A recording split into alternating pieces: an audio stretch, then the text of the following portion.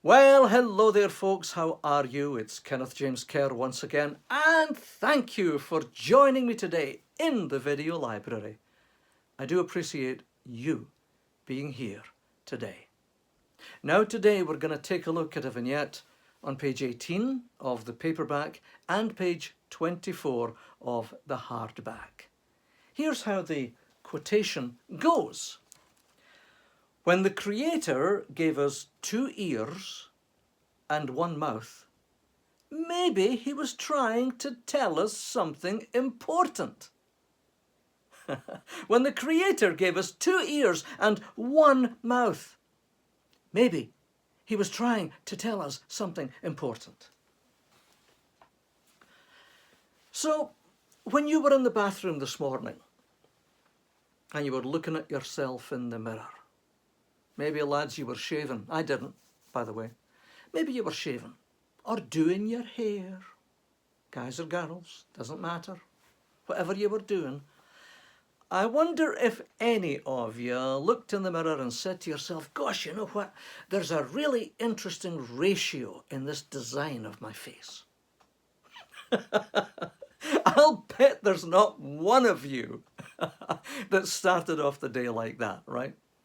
But when you do look at this thing, it is rather interesting, isn't it? I mean, 2 ears, 1 mouth.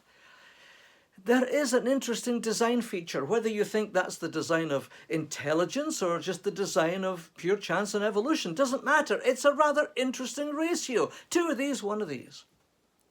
And maybe if there is such a thing as a divine and cosmic sense of humor, then maybe life is trying to tell us something when it comes to using these attributes in the correct ratio when we actually communicate with our fellow human beings. So today, we're gonna talk about listening. So is there a difference between listening and hearing? Oh, there most certainly is. The story that I use in the vignette is really cool. So let's reshare it. Let's tell it now, complete with the accent, right? The story is told of, I guess, well over 100 years ago. There's this Scottish farmer, a crofter. And he's out there on the hills, and he's out there with his sheep, and he's tending his sheep, and through the glen, through the valley, he hears in the distance, John! John! And he carries on doing what he's doing. A wee while later, John! John! Well, he just keeps on doing what he's doing. Well, after a while, he goes home, goes back to the wee house, goes back to the wee croft. And here's his wifey. And she looks at him like this with a certain amount of indignation and so on, and she says, John, I was shouting for you. I was calling you. Were you no hearing me, man? And John sits back and he says, aye, lassie, I was hearing ye, but I was no heeding ye. What is the difference between hearing and heeding? What is the difference between hearing and listening? It's the degree of attention given, isn't it? You can hear something and it goes right over your head. You can hear someone speaking to you and it goes in one ear and comes right out the other. Or you can really pay attention. You can really, really, really listen. Oh, I'm sure we've all been in these kind of situations, right? There's a situation where you're talking to somebody, you're in a conversation, and you're blethering away, right? And you suddenly become aware of the fact that as you look at them, there's this glazed look over their eyes. Have you ever been in that situation? Oh my goodness. And something inside you says, oh, goodness sake, I've hardly stopped to take a breath. How long have I been talking? Because you have spoken too much, right? You've used too much of this. You've probably been there. You've probably done that. You've probably found yourself in exactly that situation, maybe more than once. Or you've been in the situation where someone is talking to you. And they're yakking away, yakking away, yakking away. And then they stop and they say, so what do you think about that? And you're the one with the glazed look on your face. Because all of a sudden you think, oh, heck, what do I think about that? What do I think about what? Oh, Lord, I wasn't even listening. What were they talking about? What are they asking? How do I respond? What do I say? What do I do now? You've probably been there too. Again, you've either spoken too much, as we've said in the first illustration there, or you've not listened enough, right? Or maybe you've been in the situation where somebody has been speaking too much to you. And they go on and on and on and on and on, and they just won't shut up. And you try to say something, and they keep going. And you think, oh, Lord, I wish they'd shut up or at least give me a chance to say something, right? Because they're the one that's speaking too much. Or maybe you've been in the situation where they are not listening, right? Imagine being in a relationship where 90% of the time when you speak to this person, they ignore you. How would that make you feel? That probably wouldn't be very nice, would it? So yes, this concept of this balance between using this and using these is extremely, extremely important in the ebb and flow of our communication ability and the effectiveness of our communication. And like I say, when you take a look in the mirror, now you'll do this today, won't you?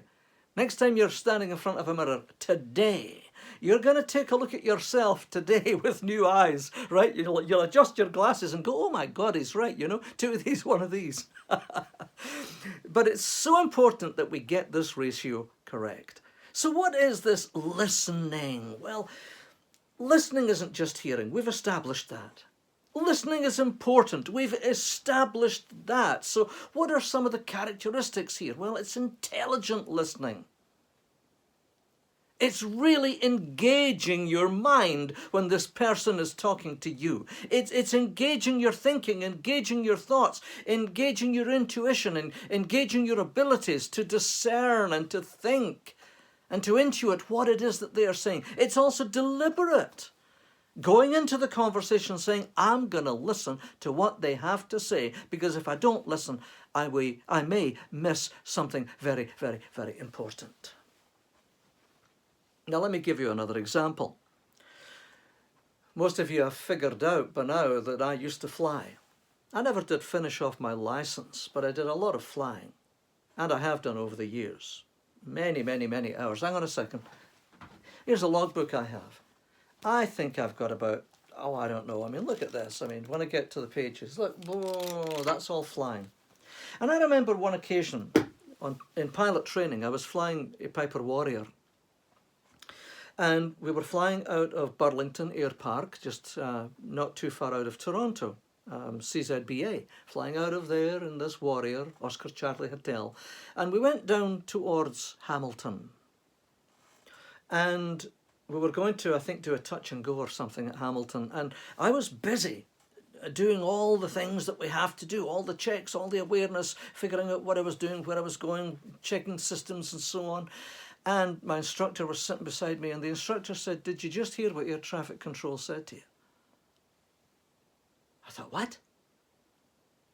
He said, did you just hear what air traffic control said to you? I said, no, I didn't. What did they say? They said, beware of traffic, watch out for the Learjet. I thought, oh my God! So now I'm looking everywhere. Where's this flipping Learjet? I mean, you think about that for a minute. Was I listening? Well, maybe I heard it. Maybe I heard him say, you know, Oscar Charlie Hotel, watch out for traffic. Maybe I heard that, but it went right over my head because I was so busy and attentive to other things. That could have been disastrous. Thank goodness the instructor heard it and paid attention and was already on the lookout. So listening has to be intelligent and it has to be deliberate. It has to be conscious. Otherwise, you might miss something really important, as I obviously did on that occasion. So let's say that you decide from this moment on that in your communication with people, in your interreaction with and relationship with other people, that you are going to be a better listener, that you're going to bring intelligence and consciousness and awareness to your listening and use these things in the right ratio. What kind of benefits are there? Oh, there's a lot of benefits. The first is this: you will get important information. See, when they're communicating to you, they're communicating for a reason, aren't they? They're talking to you for a purpose, unless they're just yakking away and you wish they'd shut up. I mean, otherwise, there are many times when people are talking to you, engaging with you, and they want to share important information. They want you to get it, and it may be extremely important for you to get it as well. If you don't listen, again, think of that illustration from the aircraft, you may miss very, very, very important information. So that's a big, big, big benefit of building up, increasing, developing your listening skills. You want to get it. You want to get it. Get the information. Secondly, it's not just the information. It's the nuances. You know, we all like to email these days, don't we? Or text. The big problem with texting and email is you don't get the emotion. You don't get the important cues that come from face-to-face communication. But even within face-to-face communication, if we don't really listen, we may not catch the nuances of the communication. Sometimes it's not what the person is saying, it's the body language that comes across. Sometimes it's that pensive moment of hesitation that tells you there's something important here. Or, you know, in a sales situation, there's that moment where you know that there's the point at which you can potentially close the sale, get the contract, get the agreement, whatever it may be. The nuances. You can only catch those nuances if you are attentive, if you are genuinely listening and not just hearing. Well, on the other side, it's what you project to others when you are a good listener.